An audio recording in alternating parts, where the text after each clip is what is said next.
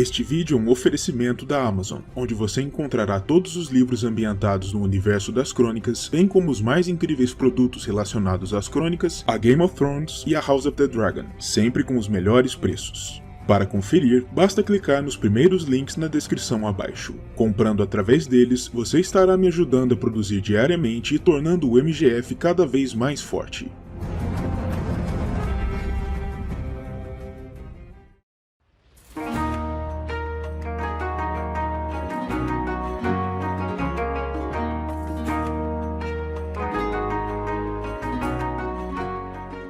A Casa Velaryon da Fortaleza de Derivamarca, no Mar Estreito, é uma das principais casas aristocráticas dos Sete Reinos de Westeros, herdeira do antigo e puro sangue da Cidade Franca de Valíria, e que preencheu, ao longo dos séculos, um lugar como uma das mais ricas e distintas casas nobres na história do continente.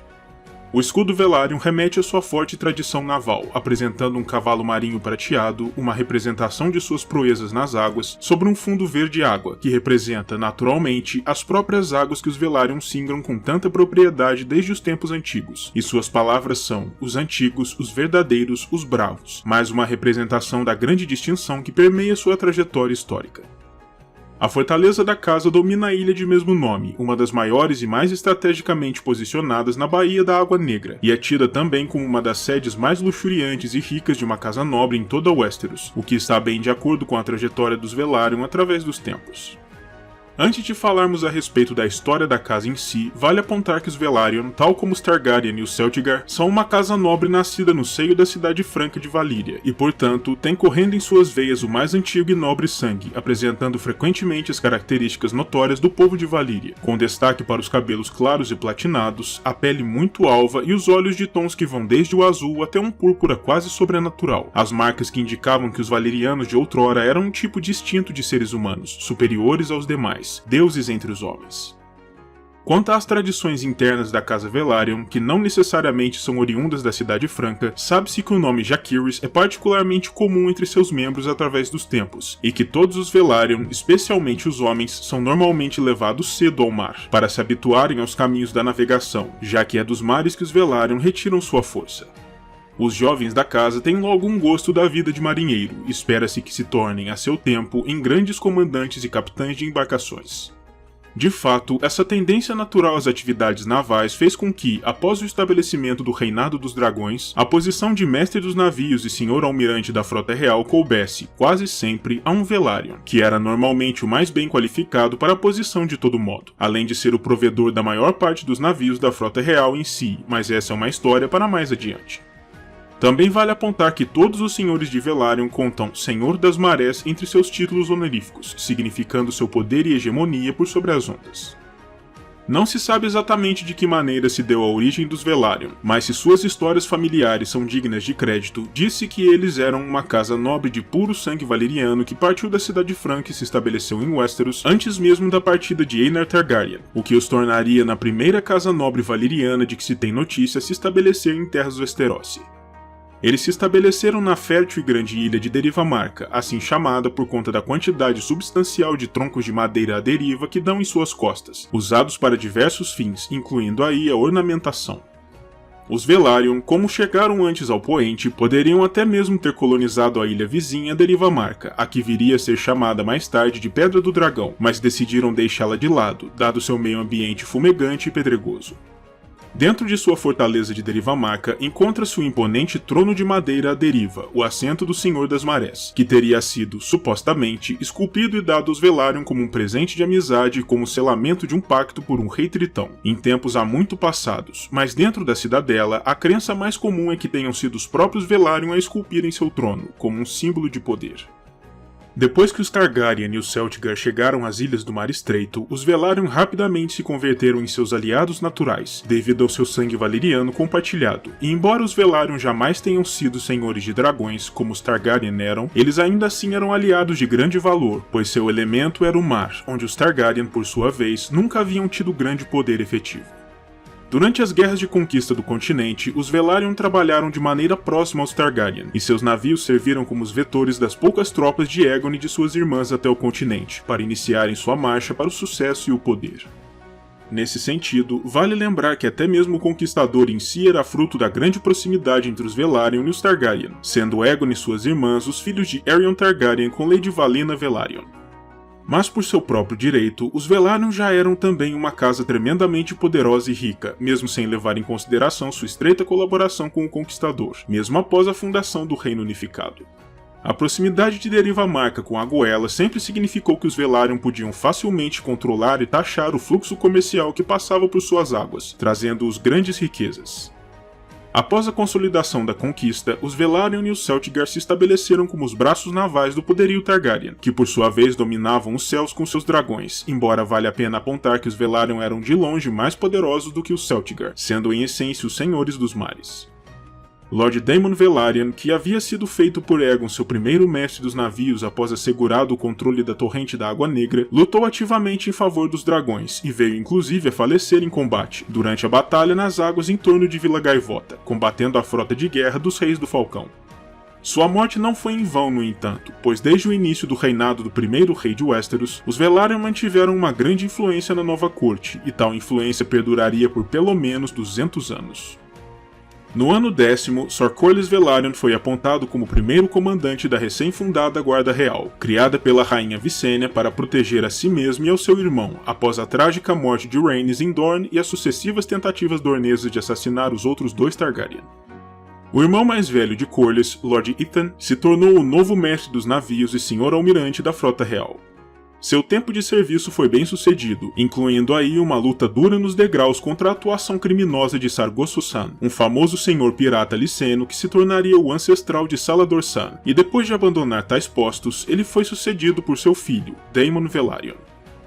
No ano 22 após a conquista, Lady Alyssa Velaryon, a filha de Ethan, se casou com Aenys Targaryen, o filho primogênito e herdeiro de Aegon, e teve com ele 6 filhos no total.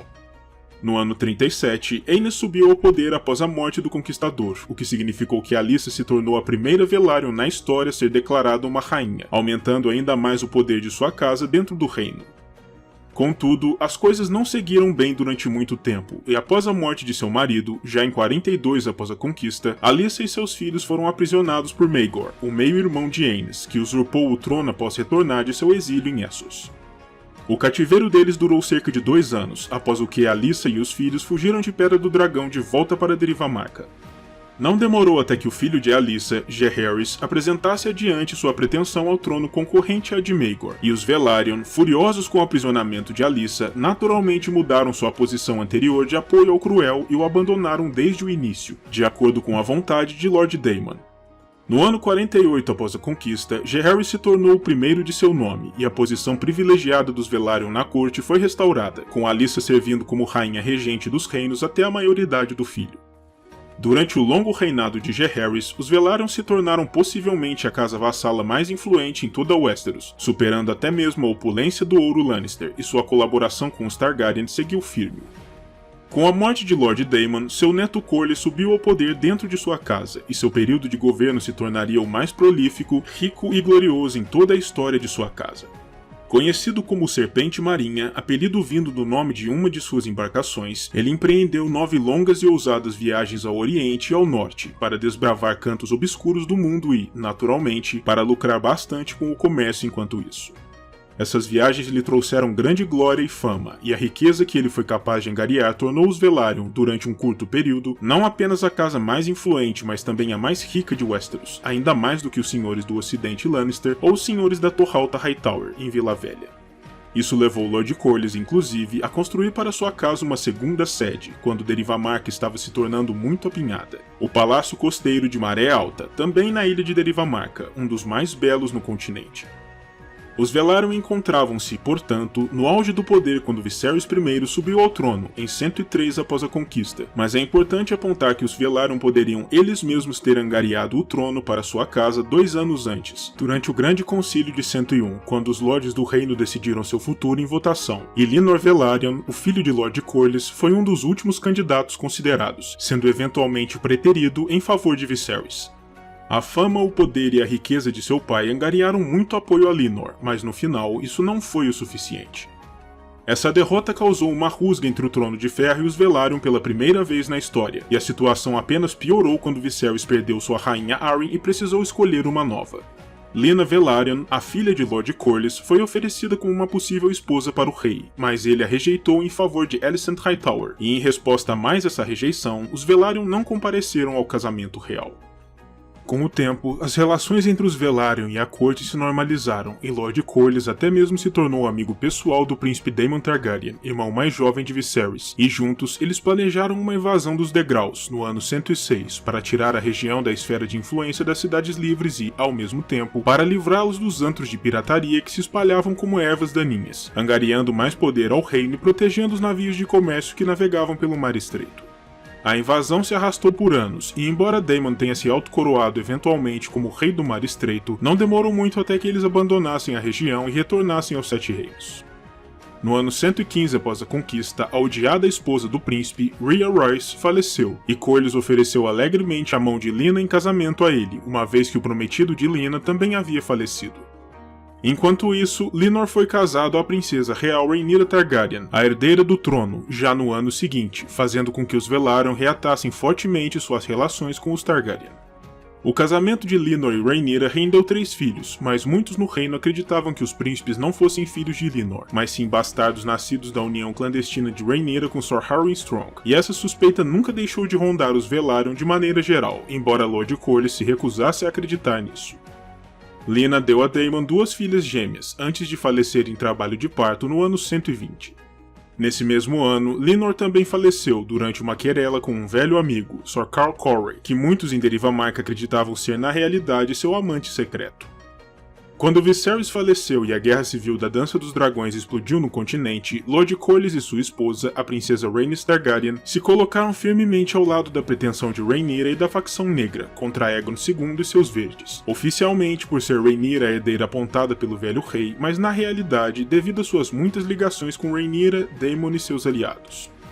Os primeiros passos da guerra tiveram uma participação fundamental dos filhos de Rhaenyra, que eram oficialmente considerados como Velaryon, apesar dos rumores sobre sua bastardia. Coube ao mais velho deles, Jaehaerys, partir para o norte, para negociar com os Stark o chamado Pacto de Gelo e Fogo, aliando-os aos negros, enquanto o filho do meio, Lucerys, foi enviado à Ponta Tempestade, para tentar angariar o apoio de Boromund Baratheon, o Senhor da Tempestade. Contudo, sua viagem diplomática terminou em tragédia, quando ele foi morto pelo príncipe Aemond em sua criatura Vhagar, o que representou a primeira grande tragédia a acometer os Velaryon no contexto da guerra. A outra grande tragédia que acometeu a casa em geral e Lord Corlys em particular foi a morte de Rhaenys, na batalha sobre o Ninho da Gralha, algo que enfureceu e desolou o Lorde, deixando-o particularmente furioso com Rhaenyra e Daemon, por acreditar que o casal negro havia enviado Rhaenys para encarar o perigo enquanto resguardavam a si mesmos. A potencial querela apenas se acalmou quando Rhaenyra convocou Corlys e o declarou como sua nova mão da rainha, colocando panos quentes por sobre o tema, tanto quanto era possível. Quando o príncipe Jaehaerys ofereceu ao povo de Pedra do Dragão a oportunidade de tentar clamar para si um dos dragões ferais na ilha em troca de se tornarem leais aos negros e combaterem ao seu lado, 2 bastardos sementes do dragão de nomes Alyn e Adam de Casco fizeram suas tentativas, e Adam foi bem sucedido em clamar a criatura Sea Smoke, que fora anteriormente montada por Lenor. De acordo com a mãe dos 2 jovens, Marilda, ambos eram filhos ilegítimos do próprio Lenor, o que explicaria o sucesso de Adan em sua tentativa, e os tornaria aptos a se tornarem Velaryons legítimos, caso demonstrassem valor suficiente para isso, mas a veracidade de sua paternidade nunca foi esclarecida de forma conclusiva, especialmente por conta da predileção notória de Lenor por homens ao invés de mulheres. Já de acordo com o relato do Bobo da Corte Cogumelo, um cronista da época, os meninos seriam de fato de sangue Velaryon, mas não através de Lenor, e sim do próprio Lord Corlys, que fizera o possível para mantê-los distantes de sua temperamental esposa enquanto ela fora viva. Com a morte de Rhaenys e a questão da paternidade dos filhos de Lenor posta em causa, Lord Corlys concordou em adotar a ambos para torná-los Velaryon legítimos, peticionando junto a Rhaenyra para remover deles, oficialmente, a mácula da bastardia, o que os tornaria aptos a serem declarados herdeiros Velaryon. Depois disso, Lord Corlys se lançou ao mar, usando o poder de sua frota para formar um bloqueio naval a Porto Real, fechando a torrente da Água Negra aos navios verdes. Contudo, a Batalha da Goela, lutada contra uma força vinda da triarquia das cidades, foi um grande fracasso e uma tragédia para os Velaryon, com a morte de Jaehaerys e a perda de 1/3 da frota da casa. Depois, a própria Deriva Marca foi saqueada, com os Essos destruindo por completo a Vila das Especiarias e a joia da coroa dos Velaryon, Maré Alta. O palácio seria eventualmente reconstruído por ordem de Lord Corlys, mas a vila foi perdida para sempre. Quando a traição dos novos senhores de dragões foi descoberta, uma Rhaenyra furiosa ordenou que Adam fosse aprisionado, suspeitando dele também. Lord Corlys objetou e protestou, mas tendo sido ignorado, decidiu agir, advertindo Adam sobre a ordem de prisão, dando a ele a chance de escapar da capital antes que os soldados negros o capturassem. O herdeiro Velaryon mais tarde combateria na Segunda Batalha de Tumbleton, em favor dos negros, provando sua lealdade na prática, derrotando os inimigos de Rhaenyra, mas perdendo também sua vida no processo. Ainda assim, Lord Corlys foi atirado nas masmorras por ter desobedecido à vontade da rainha, o que fez com que a frota Velaryon imediatamente abandonasse a causa negra. As coisas apenas pioraram para a casa quando o mais jovem e último sobrevivente dentre os filhos de Rhaenyra com Lenor, Joffrey, faleceu durante o assalto ao Fosso dos Dragões. Depois da queda da capital para os Verdes e com a morte de Rhaenyra, devorada pelo dragão de seu meio-irmão, Lord Corlys foi libertado por Aegon II, depois da chamada Lua dos Três Reis, e o Grande Senhor conseguiu um perdão real para si e para sua casa, com a condição de empenhar sua riqueza e poder no suporte à causa verde contra os negros ainda em campo. Contudo, quando o agora absoluto rei desejou executar Aegon, o jovem, o mais velho filho sobrevivente de Rhaenyra, Lord Corlys objetou, insistindo que o jovem deveria ser perdoado e casado à última filha sobrevivente de Aegon II, Princesa Rhaenyra, e colocou isso como uma condição para manter seu apoio aos Verdes. Lord Corlys serviu no pequeno conselho de Aegon II até sua morte, após o que agiu rápido, enviando emissários para todos os apoiadores verdes, para que viessem reforçar as defesas da capital contra o avanço dos negros, mas isso de nada adiantou e ele acabou sendo capturado e preso por ordem de Lord Cregan Stark, sob a acusação de ter sido um dos envenenadores de Aegon II. O Lorde apenas escapou da execução por conta da intervenção de suas netas e de Lady Alicent Blackwood, que intercederam junto ao sisudo Senhor do Norte, e ele foi eventualmente libertado, até mesmo servindo como um dos regentes do novo rei, Aegon III, o filho de Rhaenyra, até sua morte, no ano 132 após a conquista. O funeral de Lord Corlys foi suntuoso e, naturalmente, se deu no mar, com o grande senhor sendo levado para seu descanso eterno a bordo de seu Serpente Marinha, o navio que o consagrou como um dos maiores exploradores da história dos reinos. Com a morte de Corlys, Aelin, seu herdeiro apontado e legitimado, subiu ao poder na casa, e com a morte da rainha Rhaenyra, mais uma Velaryon ingressou na família real, quando Rhaenyra Velaryon, filha de um primo de Lord Aelin, se tornou a nova rainha, gerando para o rei 5 filhos, 2 dos quais, Daeron e Baelor, viriam a se tornar também reis. Uma das filhas de Rhaenyra, Dina, se tornaria também a ancestral da temida Casa Blackfyre, que atormentaria os Targaryen cerca de 60 anos após o final da Guerra Civil. Durante o período regencial de Aegon III, Lord Aelin se tornou um rival amargo de Lord Anduin Peake, a mão do rei, e talvez por isso ele se recusou a agir como regente do jovem rei, para se manter distante do rival. Ele foi eventualmente mandado com sua frota para os degraus, onde alcançou uma grande vitória para o reino, e sua atuação soberba na guerra naval lhe rendeu a alcunha pela qual viria a ser conhecido pela posteridade, o Punho de Carvalho. Mais tarde, ele foi enviado para o outro lado do continente, para a costa ocidental, onde combateu os Dracarys de Lord Dalton Greyjoy, o Kraken Vermelho, que vinha se aproveitando do caos no reino devastado pela guerra para reavivar o costume antigo. Lord Anduin naturalmente vinha esperando que Aelin falhasse em suas guerras, mas o Senhor Velaryon o frustrava sempre, e a expedição ao ocidente se tornou a primeira dentre 6 grandes viagens que ele empreenderia durante a vida, emulando os feitos de seu avô, ou pai. Lord Aelin também desempenharia um importante papel mais tarde nas negociações para a libertação do irmão de Aegon, Viserys, que havia sido feito cativo em Lys. No ano 157 após a conquista, o novo rei, Daeron I, lançou uma audaciosa invasão a Dorne para incorporá-la ao reino de uma vez por todas, e Lord Aelin ocupou um importante papel na invasão, conduzindo sua frota para cortar o acesso dornês ao Sangue Verde, prejudicando em muito sua logística. Ele quebrou as defesas dornesas na Vila Taboeira e subiu devastando metade do rio, garantindo que os dorneses não pudessem se utilizar das águas para atacar as forças reais de terra. 3 anos mais tarde, quando os Dorneses se rebelaram, Lord Allen retornou com sua frota para mais uma vez subjugar Vila Tabueira e o Sangue Verde. O Senhor Velaryon teve um número não definido de filhos com sua esposa, Lady Billa Targaryen, a mais velha das filhas de Daemon com Lina, e apesar disso, ele na realidade amava a princesa Elena Targaryen, com a qual teve 2 bastardos, os gêmeos Jon e Jane Waters. Elena tinha esperanças de vir a se casar com Lord Allen, mas ele veio a desaparecer no mar durante sua última grande viagem, e isso nunca chegou a ocorrer. Contudo, o legado do Punho de Carvalho continuou através de Jon, que foi sagrado cavaleiro, se casou e teve um filho, que foi o fundador da Casa Longwaters, uma casa nobre menor que existe até os dias atuais. Existem poucas informações precisas sobre os Velaryon para além do governo de Lord Allen, mas sabe-se que eles continuaram a servir como senhores almirantes e mestres dos navios da corte durante muitas décadas, bem como continuaram a fornecer grande parte da frota real, embora sua influência na corte pareça ter minguado gradualmente. O último Velaryon a servir como mestre dos navios foi Lord Lucerys, durante o reinado de Aerys II, se convertendo em um dos principais apoiadores do paranoico rei contra o que acreditava ser uma conspiração de seu filho, Príncipe Rhaegar. Depois do final da rebelião de Robert, com a queda Targaryen, os Velaryon perderam muito de sua antiga influência na corte, pois o novo rei, Robert Baratheon, tinha um ódio profundo e fundamental pelos dragões, e via os Velaryon com grande desconfiança, devido à histórica proximidade entre as duas casas. Pedra do Dragão, a fortaleza da antiga Casa Real, foi outorgada ao irmão de Robert, Stannis, e este, portanto, se tornou o senhor suzerano de todos os Lordes do Mar Estreito, incluindo os Velaryon, como continuou a ser até o início dos eventos das crônicas. Nos tempos atuais, com a explosão da Guerra dos Cinco Reis, os Velaryon se colocaram ao lado de Stannis em sua pretensão.